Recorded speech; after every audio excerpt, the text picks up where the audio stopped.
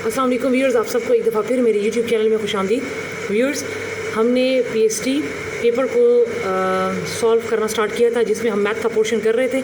तो हमारे पास इसमें एक और क्वेश्चन था लॉग वाला जो कि इंतहाई इंपॉर्टेंट है। तो चलते हैं इसको सॉल्व करने की तरफ। मेरे पास इसमें क्वेश्चन है कि log 625 minus 2 log 65 equal to log 6a। बहुत सारे मेंबर कह रहे थे कि इस क्वेश्चन को कैसे सॉल्व करना है। तो चलते हैं इसको सॉल्व करने की तरफ। हम सबसे पहले क्या करेंगे कि log 625 को एज इट इज़ लिखें।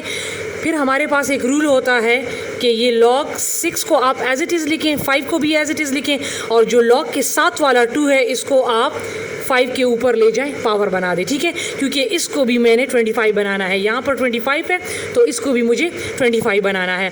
फिर log 6a को एज इट इज़। अब log 625 as it is minus log 6, तो 5 रेज़ टू पावर 2, 5 को 2 टाइम्स मल्टीप्लाई करें तो ये भी आ जाएगा 25 log 6 और a अपनी जगह पे। अब हमारे पास लॉ ऑफ जो लॉगरिथम है मैं उसको बहुत डिटेल में सॉल्व कर चुकी हूँ कि जब भी हमारे पास दो लॉग जो हैं वो माइनस में आ जाएंगे तो आप क्या करेंगे कि इन दो लॉग में जो कॉमन log 6 क्या है वो कॉमन है, उसको कॉमन ले लें, ठीक है। और जो 25 होगा, जो दो साथ में जो नंबर्स हैं उनको आप क्या कर लें, डिवाइड कर लें।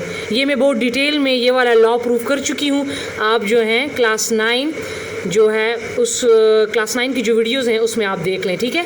फिर log 6a को एज इट इज़। अब 25 और 25 कट गया तो ये मेरे पास आ जाएगा log 6 equal to log 6a। अब जब भी हमारे पास बेस सेम आ जाए तो इसका मतलब होता है अगर बेस सेम आ जाए तो पावर ऑटोमेटिकली इक्वल हो जाते हैं, और अगर पावर इक्वल हो तो फिर हमारे पास बेस सेम हो जाता है। लिहाजा यहाँ पर क्या है, log 6 यहाँ पर भी है, log 6 यहाँ पर भी है, यहाँ पर हमारे पास बेस सेम है। तो लिहाजा हम कह सकते हैं कि इफ़ बेसिस आर सेम तो पावर भी हमारे पास क्या होंगे, पावर भी हमारे पास सेम होंगे। तो हम लिख लेंगे कि a is equal to 1। So the answer is 1। Correct option क्या था, 1।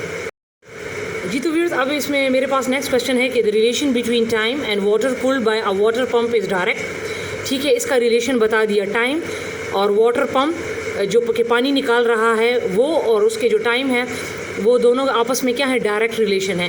फिर आगे कह रहा है कि if pump raises 600 litre in 45 minutes, अगर एक पंप है वो 45 मिनट्स में 600 लीटर पानी निकालता है, how much water it will raise in 1 hour, तो 1 घंटे में कितना निकालेगा। तो आप यहीं से अंदाज़ा लगा लें कि अगर 45 मिनट में वो 600 निकालता है तो अगर टाइम ज़्यादा हो गया, 1 घंटे में 60 मिनट होते हैं, तो वो 60 मिनट में कितना निकालेगा। ठीक है, बहुत ईजी क्वेश्चन है। एक साइड पे आप क्या कर लें, एक साइड पे आप लिख लें लीटर, ठीक है, और एक साइड पे आप लिख लें टाइम। दो क्वांटिटीज़ हैं। तो पहले वो 600 लीटर पानी निकालता है कितने टाइम में, 45 मिनट्स में। तो वो कह रहा है कि 1 घंटे में, तो 1 घंटे में कितने मिनट्स होते हैं, 60। तो 60 मिनट में वो कितना लीटर पानी निकालेगा। इन दोनों का ज़ाहिरी बात है टाइम कम है तो लीटर्स भी कम है। अब टाइम ज़्यादा हो गया तो लीटर्स भी क्या हो जाएंगे, ज़्यादा। तो दोनों का उन्होंने बता भी दिया कि डायरेक्ट रिलेशन है। तो जब भी दो क्वांटिटीज़ के दरमियान डायरेक्ट रिलेशन होता है तो एरोज़ जो होते हैं वो दोनों अपवर्ड, ऊपर की साइड पे होंगे। अब इनको मल्टीप्लाई कैसे करना है, इसको करने का तरीका ये है, पहले आपने लिख लेना है इसका बॉटम और फिर tail divide by arrow equal to tail divide by arrow. इसकी क्रॉस मल्टीप्लिकेशन कर लें तो ये आपके पास आ जाएगा 45x equal to 60 multiply by 600। ठीक है, अब x के साथ यहाँ पर कौन सी चीज़ मल्टीप्लाई हो रही है, क्योंकि मुझे x की वैल्यू को फाइंड करना है। तो 45 यहाँ भी डिवाइड कर दे, 45 यहाँ भी डिवाइड कर दे, तो 45 1 टाइम। ठीक है, इसको मैं पहले ले जाती हूँ 15 के टेबल पे, तो 15 3 टाइम 45 और 15 4 टाइम 60, फिर 3 1 टाइम 3, 3 2 टाइम 6, ठीक है, और 0 0। इसको मल्टीप्लाई कर लें तो आपके पास आ जाएगा 800 litre. So the correct answer was 800 litre. ठीक है, अब हम चलते हैं अपने नेक्स्ट क्वेश्चन की तरफ। जी तो व्यूअर्स, अब मेरे पास इसमें नेक्स्ट क्वेश्चन है कि if x varies inversely to y and x equal to 3 when y equal to 12 find the value of y when x equal to 6। इन्होंने कह दिया है कि जो x है वो वेरी करता है क्या, इनवर्सली। ये आ गया x varies inversely to y, ये इसका रिलेशन जो है ये इन्वर्स हो गया। अब मैंने इस इन्वर्स प्रोपोर्शन को क्या करना है, इसको ख़त्म करने के लिए हम हमेशा क्या लगा देते हैं कि, ठीक है, इसको आप दे दें इक्वेशन 1 का नाम। अब ये फर्स्ट पार्ट यहाँ तक, इसमें आप देखें x की वैल्यू क्या है 3, y की वैल्यू क्या है 12, तो x की वैल्यू भी मौजूद है, y की वैल्यू भी मौजूद है। पहले मैं k की वैल्यू को फाइंड करूँगी, ठीक है। तो k की वैल्यू को फाइंड करने के लिए k को अपनी जगह पे रखें और x y ऊपर जाएगा तो x के साथ क्या हो जाएगा, मल्टीप्लाई।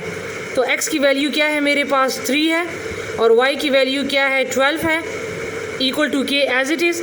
तो मेरे पास k की जो वैल्यू है वो क्या आ जाएगी 36। तो ये तो यहाँ तक पार्ट सॉल्व हो गया।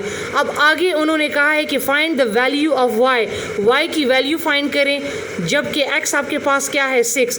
तो आसान तरीका ये है, जो इक्वेशन 1 मैंने अभी लाया है इसमें आप x की वैल्यू को फाइंड करें और k की वैल्यू को फाइंड करें तो y की वैल्यू आपके पास आ जाएगी। इस y की वैल्यू को आपने नहीं पुट करना, वो जब आप k की वैल्यू को फाइंड कर रहे थे तो तब आप x और y की वैल्यू को आपने पुट करना था।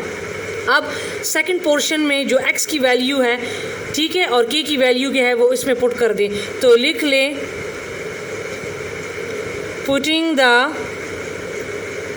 Value of x and k in equation 1। तो क्या आ जाएगा, x की वैल्यू क्या है मेरे पास 6, k मेरे पास आ गया 36 और y मुझे फाइंड करना है। y को ऊपर ले जाएं, 6 के साथ मल्टीप्लाई कर लें तो आ जाएगा 6y इक्वल टू 36। अब y के साथ क्या चीज़ मल्टीप्लाई हो रही है 6, इसको यहाँ भी डिवाइड कर दे क्योंकि y की वैल्यू को मैंने फाइंड करना है। तो 6 1 टाइम 6, 6 1 टाइम 6, 6 6 टाइम 36। तो मेरे पास लिहाजा y की जो वैल्यू आ गई है वो आ गई है 6। So this was the correct answer, ठीक है।